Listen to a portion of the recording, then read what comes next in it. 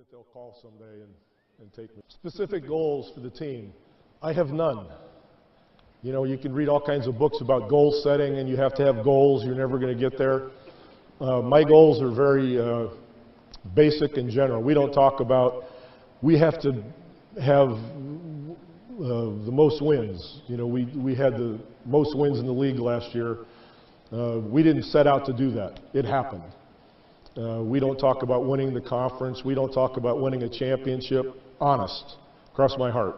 Never in 1 year did I know we're going to get this done. We are the best team.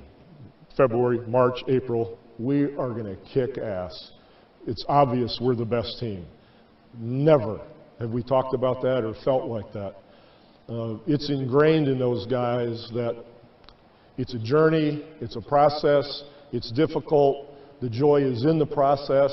The joy isn't really the final culmination. It fades away pretty quick, and life goes on. But that journey is what you're proud of. That process is what you feel the camaraderie for with your teammates. And when Sean Elliott or Avery Johnson or Mario Ellie or David Robinson or Bruce Bowen, you know, come by the gym or whatever now, they're proud of what they did together as a group for that whole time. And so the goal for us has been to be the best prepared team we can be by playoff time and the most healthy. And that's why lots of times I'll sit Ginobili that night, I'll sit Duncan, I'll sit Parker, sometimes I sit all three of them. The league gets very angry at me. And then it costs you $250,000 and that sort of thing. But it is important, I think, to have the big picture rather than, okay, this week, let's win 3 out of these 5 games. It's not the deal. So what it means is we can't skip steps, and we start at the beginning. So for training camp this year, when we started a few days ago in San Antonio, like the first drill was like you do with these kids, like about like that. So you put a chair here, like a folding chair, you know, that you sit down in here, and then one at half court and one at 3/4 court. And there's a line here. These are the San Antonio Spurs. They think I'm crazy. There's a line here and there's a line over there. And they run up to this side of the chair and they jump stop. And some guys, you know, when you first get them, like the rookies, they come in. No, that's not the jump stop. You don't have to jump up in the air. You want to stick your feet in the ground. You're low here. And that's all it is. And then you're going to do a reverse pivot, or you're going to do an inside pivot, but you're not going to do it like this. You're going to stay low, and you're going to do it. That's the drill.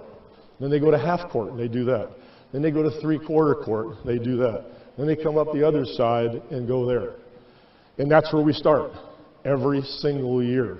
We don't start with a secret play, and we're going to change our defense, and we're going to do this year.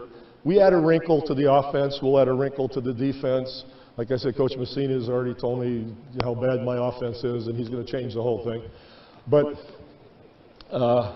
it's the beginning of many building blocks to get back where they need to go. And I think that process, that pride in work on a daily basis is what grows the spirit and grows the character and makes them feel like, and this is important, like they deserve to win the championship.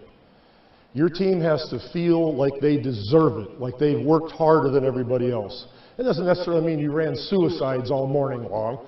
I mean, you know, that mental as much as the physical part, that they've prepared, they've gone over it, they've repeated the defensive drills, where a lot of teams, you capture them in training camp and you get into the season and you forget to repeat this and repeat this and repeat that, and all of a sudden the defense dissipates or the movement in the offense dissipates because you haven't been on top of it, practice by practice by practice.